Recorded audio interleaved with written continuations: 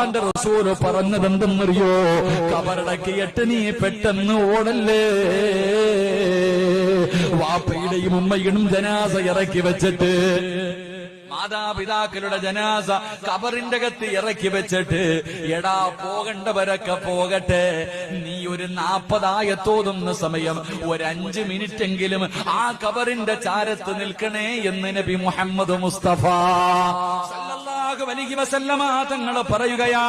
വെറുതെയല്ലടാ നിൽക്കാൻ പറഞ്ഞത്, ആ നിൽക്കുന്നതിലൊരു കാരണമുണ്ട്. മുത്തുനബി പറഞ്ഞത് എന്തെന്നറിയോ? കബറിന്റെ അകത്ത് കിടക്കുന്ന മനുഷ്യനറിയാ ഓരോ മനുഷ്യനും പോകുന്നത്. എന്റെ ആത്മാർത്ഥ സുഹൃത്ത് പോയല്ലോ, എന്റെ കൂടപ്പിറപ്പ് പോയല്ലോ, എന്റെ കൂട്ടുകാര് പോയല്ലോ, എന്റെ സഹോദരങ്ങൾ പോയല്ലോ. സ്വന്തം മക്കളാണ് ഒന്നാമതോടുന്നത്.